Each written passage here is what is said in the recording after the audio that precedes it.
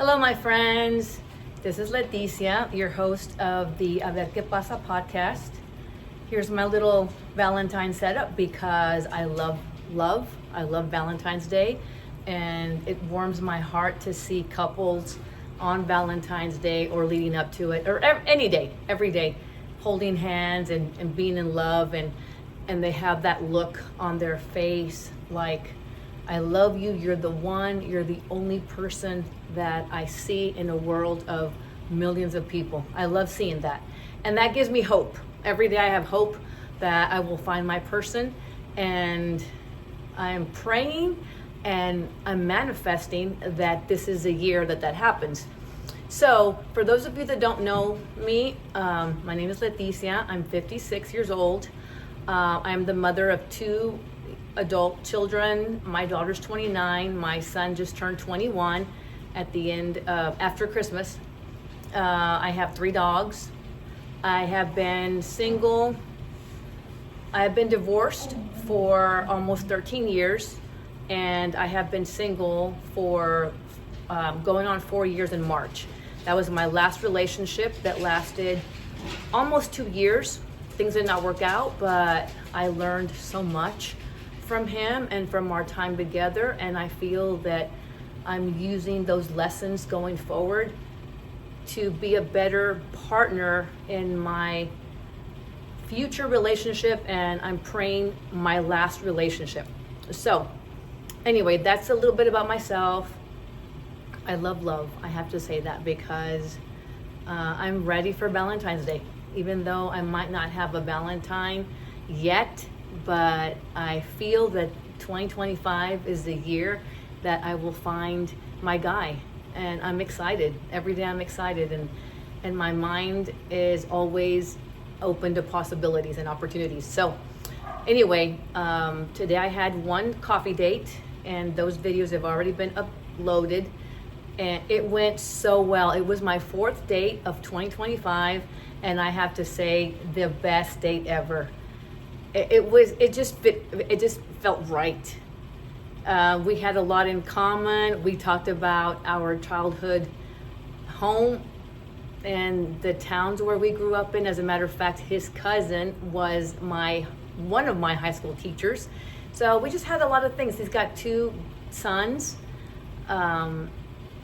We had so much in common. We laughed about things. We talked about the towns, and he knows the landmarks where I came from, and I know the landmarks and the high school that he attended.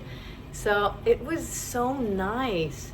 I mean, our conversation flowed the entire time. There wasn't an awkward moment when we had silence. No, he made me laugh. I made him laugh. We talked about our kids, and one thing we did not discuss was our exes, which was a good thing. I wanted to keep it light just so there would be the possibility of a second date, which I hope does happen. Anyway, I walked away from there feeling so happy and lighthearted and hopeful and enthusiastic. Now, we did not exchange phone numbers, so about an hour ago, I sent him a message on the app, and I just said I had a great time. It was great meeting you. Stay warm, and if you're interested, let's exchange phone numbers. And I'll check back tonight about 11. I don't want to seem too needy or too desperate. So I sent him that message about an hour ago, and I'll wait until maybe 11 this evening to check and see what his response is. But anyway, it was such a great date. So today I've just got a couple of tips. Some of them are the same from last week because it's just so important, but a couple of them have changed. I've improved upon them. I learned some things. The first thing that I want to emphasize, and I cannot emphasize that enough, is when you join an online dating app, when it's time to write your bio, you need to be specific. For example, for me, no kids is ideal. However, I'm open to meeting somebody who has adult kids who are no longer in the home. That's okay. But I am stuck and I am firm on non-drinkers. If you're a drinker, even if you say, oh, I drink only on Sundays, you're out of here. I'm not going to veer from that. That is something that I am strong about, and I will continue and I will stay in my conviction not to date drinkers. Even if they say social, I don't care. If you drink one beer, that's drinking in my eyes. And let me tell you what happened. There was one gentleman, he had no kids, and we sort of have been chatting for maybe 3 or 4 days. It was light banter. Well, he asked for my phone number, and I said, let me ask you this question first. Before we meet and before I give you my phone number, are you a drinker? And his response was, excuse me, not really. I grew up in a household where my parents and my older brothers, they do drink, and I drink on the holidays. And I said, okay, well, things are not going to work out. Well, what do you mean? Well, did you read my bio? And he says, yeah. And he says, oh, I see that you are not open to dating drinkers. And I said, absolutely. And anyway, the conversation took a long time because we're communicating through the app. Anyway, the last thing he says was, it's a bit stringent. I think that's irrational. I don't see where you're going to find a man that does not drink. And he went on and on and on. And I said, clearly you're not the person for me. Goodbye. And I unmatched or whatever, deleted him. And so, you see, he was getting upset with me because of something that I want. I want what I want, and you should too. Because somebody is successful and they're single and they really want a relationship, if there's something about them that you don't want to see or to look at, or if they have ugly feet and you can't stand that, or if they're drinkers and you don't want that, or if they're smokers and you absolutely do not want to date a smoker, then don't date them, even if they do have other qualities. Do not settle. People, do not settle. Don't settle. I'm not going to settle for somebody who drinks, even though I might be crazy about them. I might like them so much. They might have all the other qualities: successful, loving, kind, a great parent. But if they drink, I will not date you. And my sister says, well, why don't you make an exception if you get to know a guy? And I said, look, Nicole, in a relationship, at the beginning, we are on our best behavior, right? We dress beautifully for every date for the first 6, 7, 8, maybe the first year. And then going into the second year, if we're still together, we sort of let our guard down, okay? So then somebody who might drink says, okay, well, they don't drink this first year, but then on the second year, they start drinking. And now I'm shocked. And they said, well, you knew that I drank, but I was just holding off. I just wanted to make sure that you and I were going to work out. So what? I just wasted 1 year of my life with somebody who lied to me for a year. He didn't drink in front of me. Maybe he drank with his friends or his family, but I do not want to be around somebody who drinks. I do not want to be in a relationship with someone who drinks, and I will stick to that. Okay, so don't settle. Boys, girls, ladies, gentlemen, do not settle if it's not who you want, okay? Number 2 is, before you have a date, rehearse your meetup. Meaning, for example, I didn't with this individual. Actually, I haven't. I need to do this going forward. That just basically means have something in your mind that you're going to talk about. For example, you want to keep it light, uncomplicated. You want to have a good time, so you don't want to get too heavy into the, like, what happened to your ex, what happened to your ex-wife, or, you know, why aren't you married any longer, what happened to your marriage. No, you talk about your interests. Like, for me, it would be my kids, my work, my dogs, my hobbies, just like that. That way, those questions are open-ended, and he can also respond to the same question. So practice what you might say like within the first 10 minutes. Have something ready, keep it light. That way the conversation will continue flowing. So even though I had not practiced a first time meetup conversation, it went so well. So thank you, Jesus. Number 3, keep your eyes open to love connections or connections that could happen outside of the dating apps. The dating apps will give you thousands of options, but sometimes there's too many options. Like when you walk into a candy store, you're 3 years old. I mean, like you have thousands of options and your brain is so stimulated, you're gonna stand there for hours and be unable to choose. So what I mean by that, keep your options open outside of the dating app. I mean that if your friends set you up, yes, I'll have a date. I'll go out to coffee or something. Or also if you have kids and you're at your kid's soccer team or baseball game or something, and a mom or a dad shows interest in you, then be open to that. Okay, so you have to keep your options open. Because you just never know when you're going to have that instant connection. And all this time this great person could have been living in the same building as you, but since you were so determined to find somebody on the dating apps, you did not even consider when they spoke with you at the mailboxes or when they opened conversation. I'm sorry, Bunny, no baby, I'm sorry about that. Anyway, be open to your surroundings, because you just never know when Cupid is going to find you. Okay, the next one. Okay, so after the first or second date, if things are becoming, I would say on the second date, if things are becoming serious and both of you have vocalized interest in continuing the relationship, then you need to be upfront about sex.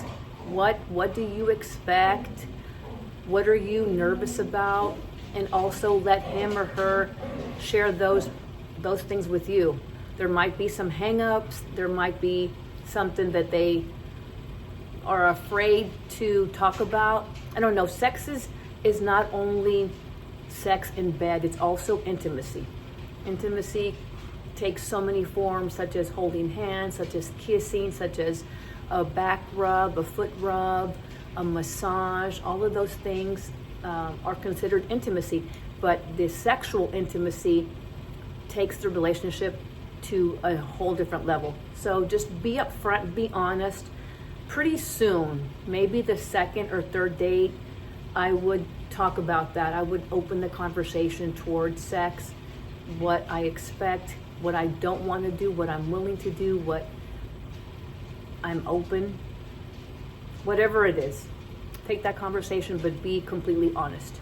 Don't say you will try something if in your heart you're thinking, I will never try that. Just be upfront, okay? It's important to be transparent and completely honest, because you want that from your partner as well. Next thing. Consider finances. So this just means that on the first date, your date pays for coffee or the lunch. But then the second time he or she says, I forgot my wallet. Or if things like that keep occurring, you need to make a choice whether you're in the position of wanting to, and you have the disposable income to always pick up the check. That's a big deal. For me, the first time I have a date, I expect him to pay, even if it's a Whataburger, even if it's a coffee like today. And it was nice, and I'll let him pay 3 times, and then on the 4th date, I'll offer to pay. And so sometimes doing that, ladies, offering to pay once every 3rd date, that will endear you to your guy, because very few women want to to do that. Very few women ever offer to pay. They think, oh no, he's a guy, he should pay for everything. You know what? No. Show him that you're really caring about him and that he works hard and you're going to contribute. And that'll show him that you're really interested in him and that you're considerate of him overall and everything. And if you're willing to do that, to pay for lunch or dinner or coffee, he's just going to give you a big hug. He's going to be thrilled. So ladies, consider doing that. Okay, the last one for tonight is have a feel-good ready date look. Meaning, well, today I wore pink because I love pink and I wanted to be warm also, and this ensemble matches my pink coat that I was wearing. But have something ready in your closet that makes you feel pretty.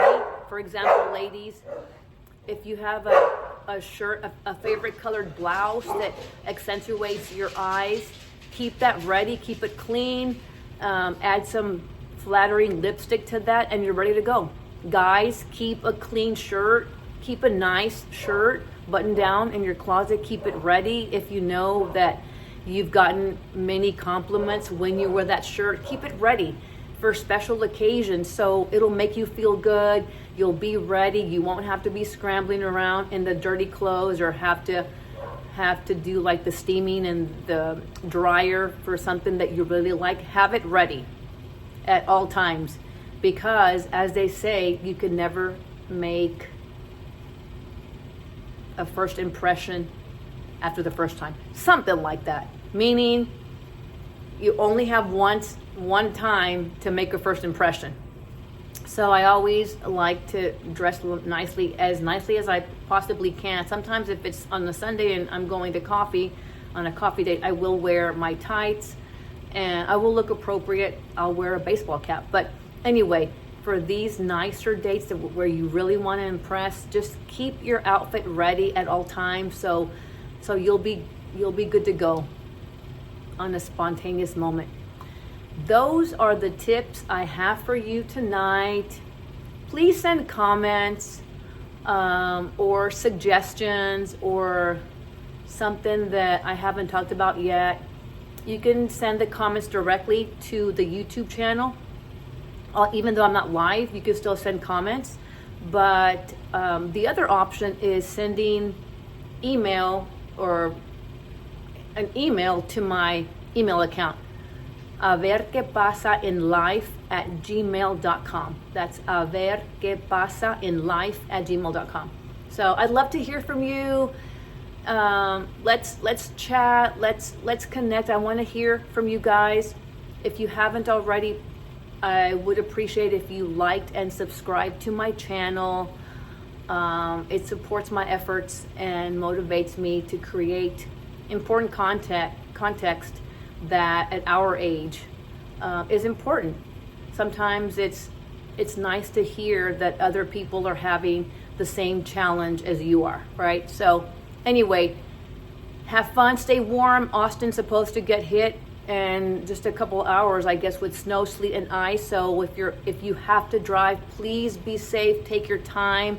Remember, heat up your car at least 5 minutes before you take off to work. Drive safely, be aware of your surroundings, and a ver que pasa. Until next time, bye guys.